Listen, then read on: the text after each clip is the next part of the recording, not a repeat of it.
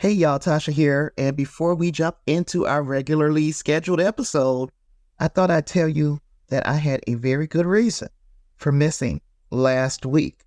Now, I don't know how many of you knew that I had a second grandchild on the way, and Miss Lady made her appearance last week, and I took a little time off to just be a little hands-on-y in the grandma department with my first grandchild, Ashton.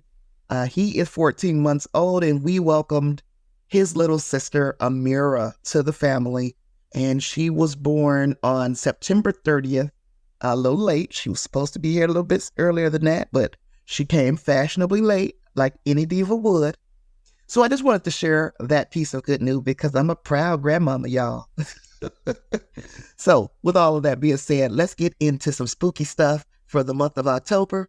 If you guys are ready to jump right into it, let's go.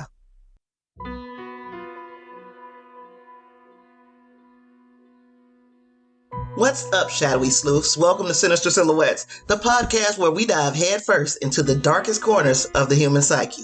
I'm Tasha Pierce, your guide through the twisted tapestry of true crime, unsolved mysteries, and paranormal phenomena. Together, we'll unravel these sinister silhouettes, shining a light on the darkness that can reside within the human soul. Please do me the honor of rating, reviewing, and subscribing to Sinister Silhouettes wherever you're listening.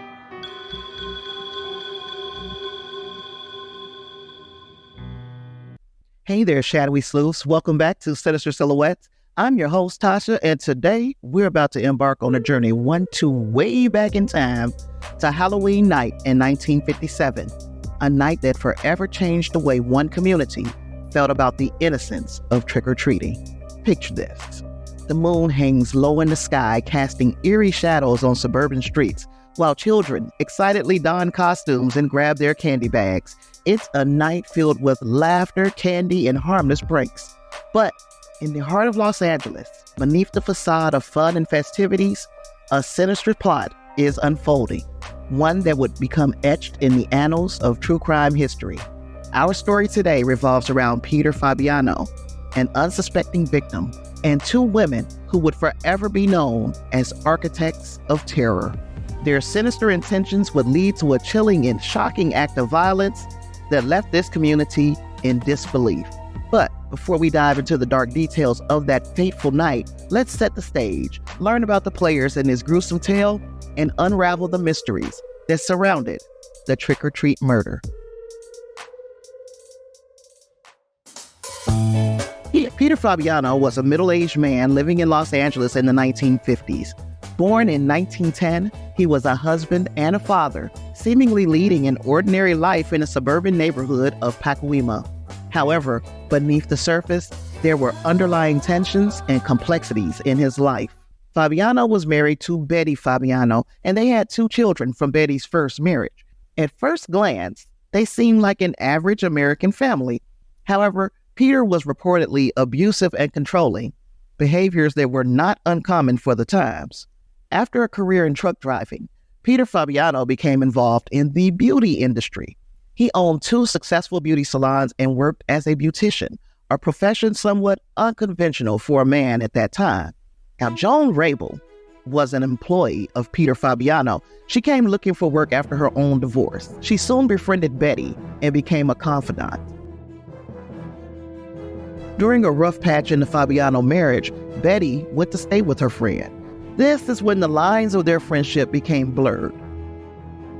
Their relationship was described as quote-unquote abnormal, 1950s code for lesbian. Now, this hasn't been substantiated, nor is it apparent whether the alleged feelings were mutual. Regardless, Betty chose to work on her marriage with Peter, and she eventually went back home. Peter was happy to have her back under one condition. She needed to cut all ties with Joan Rabel. Now, Goldyne Pizer was a medical secretary, and she was another of Joan Rabel's close friends and confidants. The two women were not only friends, but also had a deep bond, sharing their frustrations and grievances.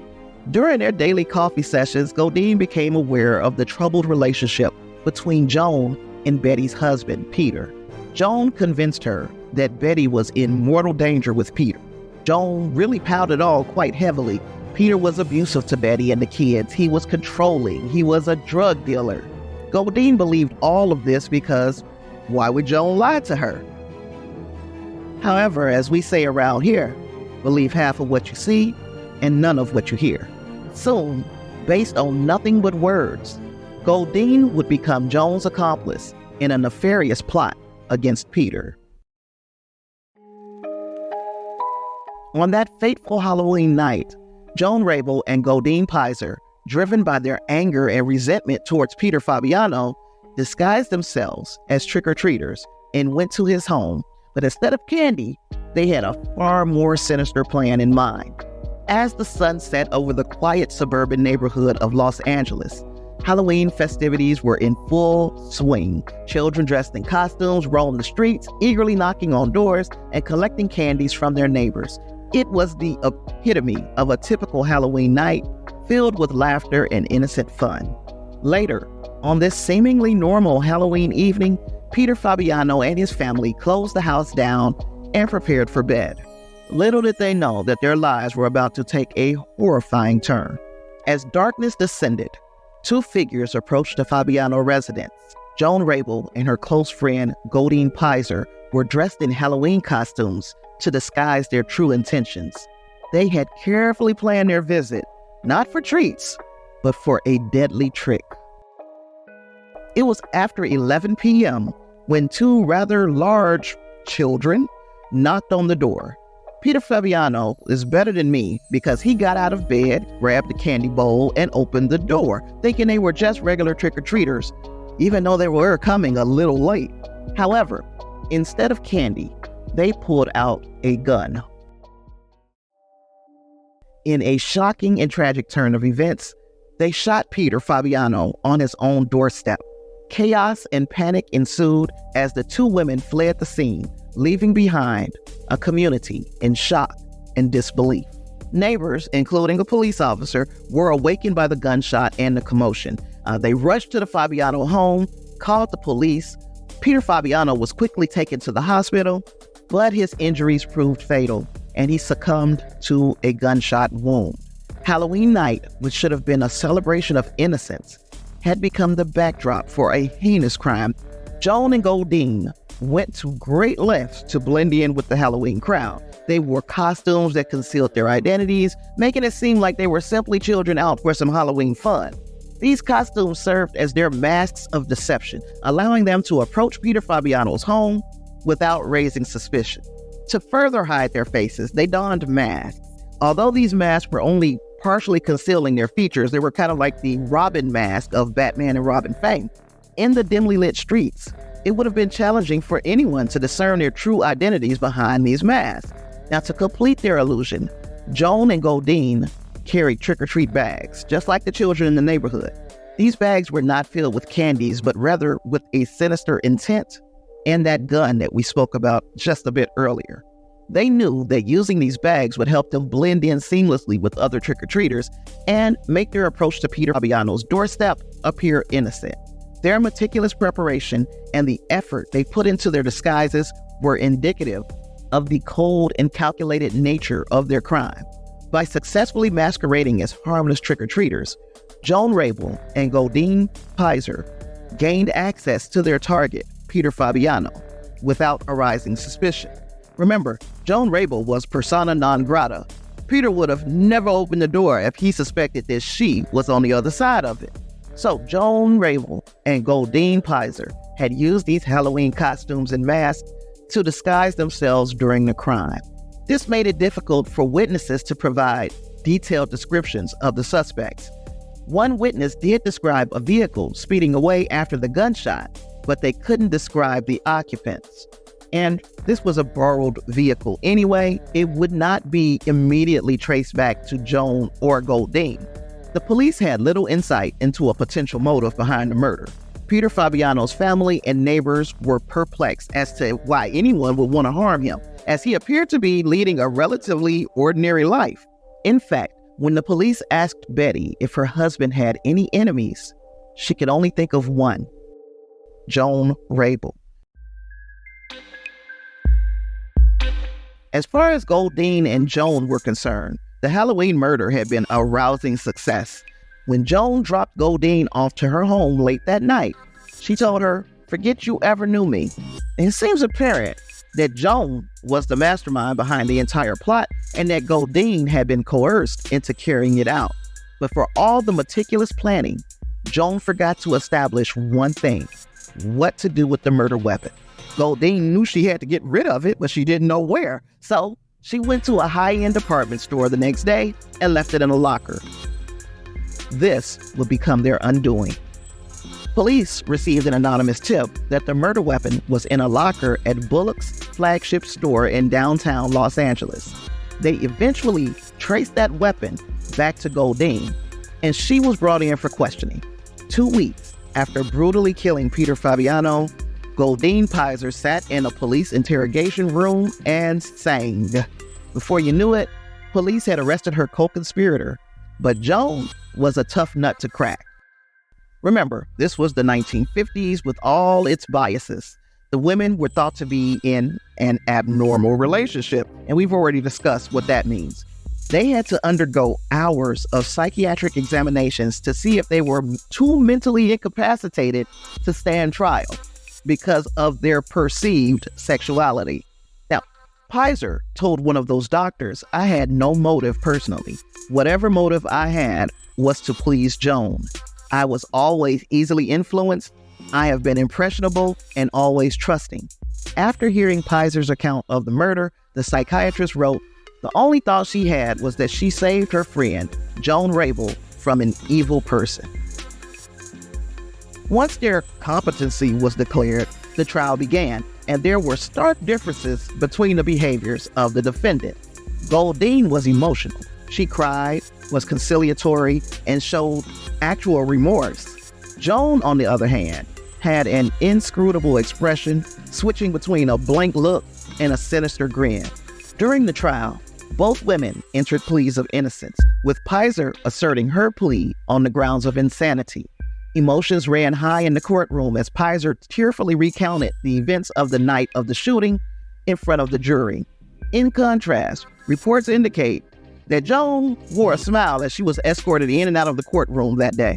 The initial charge against both women was first-degree murder, but this was later reduced to second-degree murder as part of a plea deal. Subsequently, the judge delivered a sentence ranging from 5 years to life in prison. As documented by the LA Times, Goldyne Pizer was eventually released and continued to reside in the Los Angeles area.